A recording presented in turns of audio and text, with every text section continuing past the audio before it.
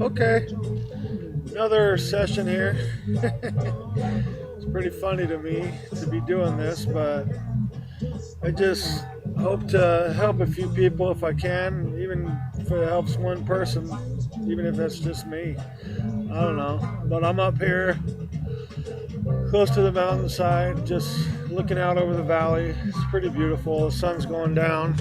Give you a little view of it. It's pretty awesome how it looks from here.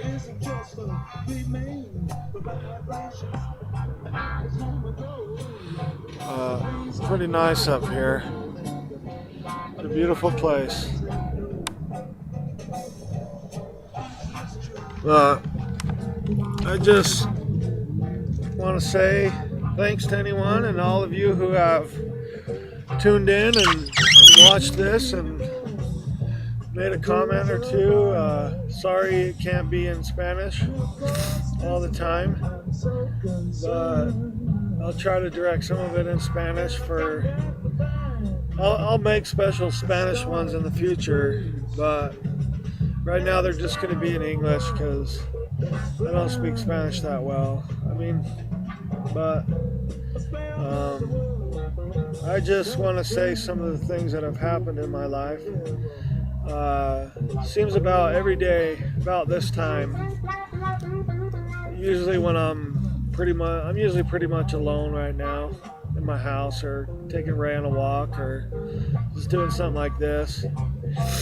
And most of the time I get by just fine. I have a lot of peace in my mind and heart, and I feel just fine. But usually about the time the sun's going down, that black hole that's inside of each of us just kind of opens up and tries to swallow me, and it just seems like I have a pretty deep and dark place within me, that my shadow self that just tries to rip me apart and just kill me. It seems like something wants to kill me, and I don't know what it is. It might be evil spirits or something, but whatever it is, it doesn't like me, and it's obvious. It lets me know that, but still I just keep going every day.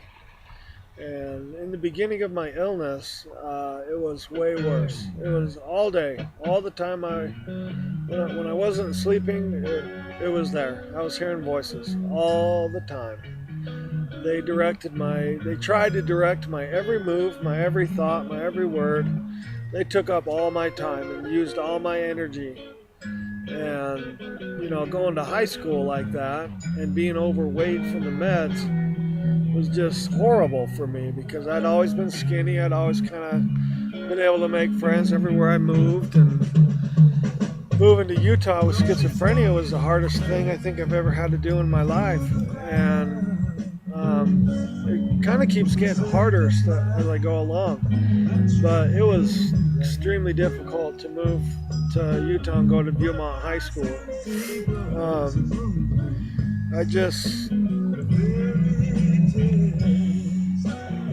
I don't know. It was all I could do to get through each day. And a lot of days I'd hitchhike home. I'd just leave and go home because it was so difficult. But I didn't really make any friends until about the end of the first year or the beginning of the second year. I can't remember. But that friend became a pretty close friend, and I became really good friends with his sister. And we've kept in contact a little bit throughout the years, but kind of became disassociated as friends in the last 2 years, and that was pretty difficult. But it's just what happens, you gain these friends, and then usually you gain friends that have mental illness, and with time you just wind up losing them. But I don't know, I still love each of them in my heart, like Chris and Clint and Heather, Holly. I still love all these people, and Corey, and just all the people from my past. I really love them. Van and Matt, and all the falconry guys, Steve and Danny. But they just get tired of the stuff, and I get tired of trying to be friends with them. So it just becomes a tangled mess, and you just got to give up at some point and move on. So now I got a good friend named Susie, and we'll see how that goes. She's pretty strong, and it's just been a great friend. And Mary's been great, but I don't know, I get paranoid easy, and it's hard over the internet or over the phone. And I love her a lot. I wish we could really meet up and have some freedom to get to know each other without stigma, without labels, without friends to talk to and get the wrong idea from, you know. I don't know, that's what worries me the most with getting a girlfriend is they'll not trust their heart. You know, they won't stick through it because they think they deserve more. But I know I got a strong heart, and any woman's an idiot to not want to be with me. But I'd be good for anyone, and I don't know, I could be good for a lot of women, but I don't know, it's hard to find someone when you're stuck at home all the time and don't have any money for a dating site or money to go out and do stuff, or a woman that will hang with you through the tough times that isn't married. It wants a relationship like that, you know. So there's a lot of difficulties with this illness. I mean, just the daily onslaught of voices and troubles that come and visions, which are called hallucinations, and just all the little sensory perceptions that are wrong that seem to happen all the time, or just seems like all the time, but it's just when you least expect it, they happen, you know.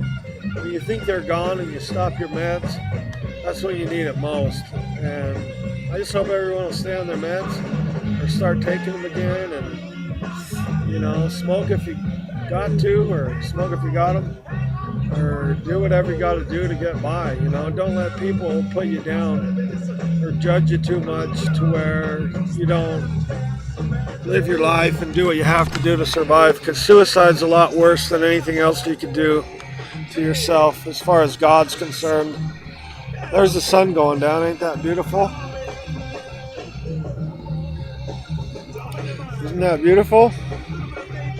And there's Ray, and then I'm going to say bye.